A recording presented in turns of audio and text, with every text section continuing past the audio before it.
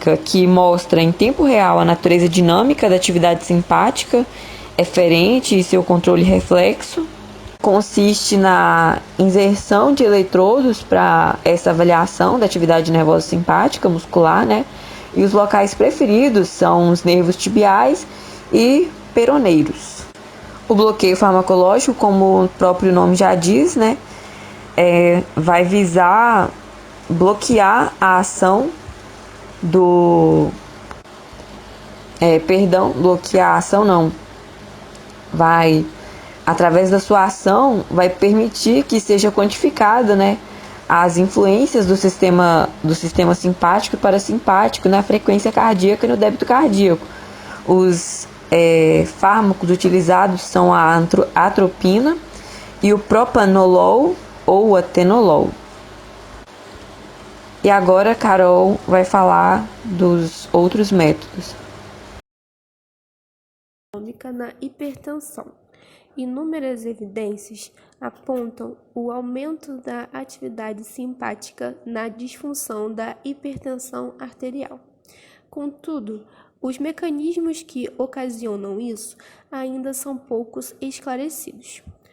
Um dos mecanismos mais estudados é o barorreflexo, já que a pouca sensibilidade de seus receptores não conseguem enviar a informação completa da variação brusca de pressão para o sistema nervoso central. Outro fator que vai aumentar a atividade simpática nessa mesma disfunção é a apneia obstrutiva do sono. Na pesquisa, foi constatada que pacientes hipertensos leves e moderados com apneia obstrutiva do sono, obesos e com suspensão do tratamento farmacológico apresentaram aumento na modulação simpática cardíaca e vasomotora e redução na modulação vagal. A superativação simpática a longo prazo por quedas bruscas de pressão ou por má regulação dos quimiorreceptores ou barorreceptores pode causar a hipertensão arterial, por aumentar o tônus muscular liso dos vasos, além da liberação de drogas adrenérgicas no corpo. A relação do estresse com a hipertensão vem sendo bastante estudada e constatou que a adrenalina liberada de forma intermitente pode provocar vasoconstrição neurogênica e hipertensão. Por último, associa-se o aumento do simpático com a morbidade e mortalidade cardiovascular ao acordar e ao pré-despertar, e também ao ato de se levantar após uma noite em decúbito, pois o simpático está em alta para prevalecer sobre o parasimpático do sono. Como consequência, há uma vasoconstrição arterial e a pressão se eleva de forma abrupta. Variabilidade da frequência cardíaca é o outro método não invasivo da medição da atividade autônoma na avaliação das doenças cardíacas. Esse método vai avaliar a frequência cardíaca por cada um de seus batimentos. Ele vai avaliar também a função neural e não neural através das oscilações da frequência. Os dois métodos empregados que avaliam essa variação são transformação rápida de Fourier e análise autorregressiva, que analisam esses batimentos através de bandas de frequência pré-determinadas já.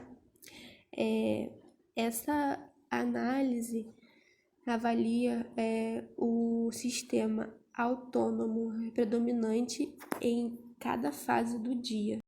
Sensibilidade barorreflexa. A sensibilidade barorreflexa é um método não invasivo de medição do sistema parasimpático e simpático na avaliação das doenças cardiovasculares. Esse método ele vai estimular os pressoreceptores por drogas ou manobras mecânicas dos corpos carotídeos, que são receptores, que traz o estímulo para o vaso contrair ou não, ou seja, receptores que aumentam ou diminuem a pressão arterial por controle dos nervos. Aí, com a ativação desses pressoreceptores, vai conseguir estimular os barorreceptores e, assim, obter o valor da sensibilidade barorreflexa. Análise espectral cruzada.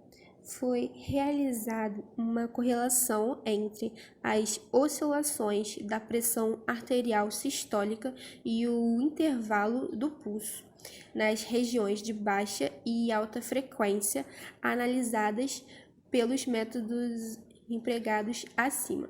Assim, obteve-se uma análise do barorreflexo da frequência cardíaca. Através desses métodos, foram identificados alguns problemas associados a alterações dos valores normofílicos desses indicadores. Os principais distúrbios são a disfunção autonômica na hipertensão e a diabetes mellitus. Disfunção autonômica do diabetes mellitus é uma desordem que afeta o sistema nervoso autonômico, envolvendo fibras finas amielínicas, fibras C do sistema nervoso periférico, resultante de alterações metabólicas da hiperglicemia crônica. A neuropatia autonômica pode resultar em acometimento dos sistemas cardiovascular, gastrointestinal, urogenital, da função sudomotora e da motilidade pupilar, sendo a disfunção autonômica cardiovascular reconhecida como fator de risco independente para a mortalidade secundária à doença cardiovascular. As vias que agem no processo da neuropatia autonômica são: via metabólica. A glicose penetra em níveis elevados nos nervos periféricos e gera diferentes reações metabólicas patológicas. Exemplo disso é a via do poliol, que transforma a glicose em sorbitol por meio da ação da enzima aldose redutase. O acúmulo de sorbitol e frutose intracelular provoca diminuição do transporte ativo de vários metabólitos, entre eles o mioinositol. Este processo altera os mecanismos regulatórios intracelulares, reduzindo a atividade da bomba sódio-potássio, com o consequente acúmulo de sódio intracelular. Com isso, aumenta-se a osmolaridade intracelular, levando a alterações do potencial de repouso da membrana, o que gera estresse oxidativo. Essas anormalidades diminuem a velocidade de condução nervosa e produzem as primeiras e irreversíveis alterações estruturais nos nós de Ranvier. Níveis elevados de glicose promovem a ativação da proteína C, quinase em excesso, determinando a produção de óxido nítrico, que leva à lesão isquêmica ao nervo periférico. Via vascular. A disfunção microvascular generalizada do nervo tem sido proposta como mecanismo patogênico, baseada na demonstração de redução do fluxo sanguíneo, aumento da resistência vascular e diminuição da tensão de oxigênio. Via neurodegenerativa. Perda do neurotrofismo celular. No diabetes mellitus, o declínio quantitativo e qualitativo da insulina Causa também redução parcial da atividade do fator do crescimento da insulina tipo 1 e do fator de crescimento neuronal, com consequente diminuição na produção de proteínas essenciais na formação dos neurofilamentos e manutenção do transporte axonal, imprescindíveis para seu crescimento e regeneração. Dessa forma, permite-se que ocorra a degeneração axonal e a apoptose do corpo neuronal, fazendo com que a neuropatia gradualmente se instale.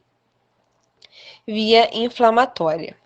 Existem evidências substanciais que apontam um mecanismo imunopático no desenvolvimento da neuropatia diabética. A presença de agentes pró-inflamatórios em pacientes diabéticos que apresentam neuropatia, promovendo recrutamento de células inflamatórias, produção de citocinas e redução do fluxo sanguíneo. Esses mecanismos aumentam a hipóxia e isquemia do nervo periférico, dificultando sua regeneração.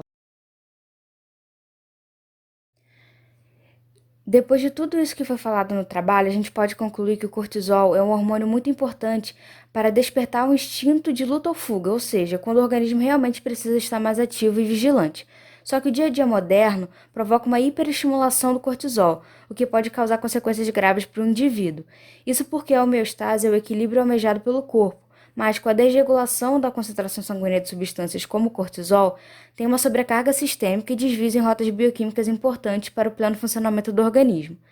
Com isso, com o intuito de analisar os danos causados por esse acúmulo excessivo de cortisol, muitos pesquisadores como Walter Cannon e Hans Sale dedicaram sua vida inteira para entender os efeitos das emoções sobre as respostas fisiológicas dos organismos e também se preocuparam em conceituar o estado físico e mental do estresse. E a isso eles deram o nome de Síndrome da Adaptação Geral, ou SAG. E é a partir da criação de conceitos que o meio acadêmico consegue definir alguma coisa, e aí depois pode entender melhor o funcionamento, prejuízos e mecanismos de ação, e até possíveis formas de minimizar efeitos adversos. Logo, o trabalho desses pesquisadores é muito fundamental para a abertura de um diálogo a respeito do estresse e sua correlação com o cortisol. Com esse estabelecimento de diálogo, foi possível desenvolver pesquisas mais específicas, como, por exemplo, o que é trazido pelo artigo Estresse em enfermeiros, o uso do cortisol salivar no dia de trabalho e no dia de folga. Segmentar as áreas de trabalho é muito importante para os profissionais dessa área, porque é através dessa segmentação que a gente pode identificar medidas a serem tomadas com o objetivo de mitigar problemas futuros. Tais problemas, como retratado no artigo Resposta ao Estresse, Homeostase e Teoria da Alostase, podem acarretar deficiências imunológicas e até mesmo problemas cardiovasculares. Nesse caso dos problemas cardiovasculares, o estudo feito foi relatado no artigo Sistema Nervoso Autônomo e Doença Cardiovascular. O desenvolvimento de pesquisas não é relevante só na área da saúde, mas também gera importantes repercussões para o meio acadêmico. Esse benefício fica explícito no artigo Resposta ao Estresse, Homeostase e Teoria da Alostase, porque retrata as descobertas conceituais do pesquisador Peter Sterling, que, ao revisar o conceito de homeostase, propôs o conceito da alostase. O conceito da alostase fica embutida no conceito da homeostase, só que amplifica esse conceito anterior. A visão que se tinha a respeito do estresse também fica modificada.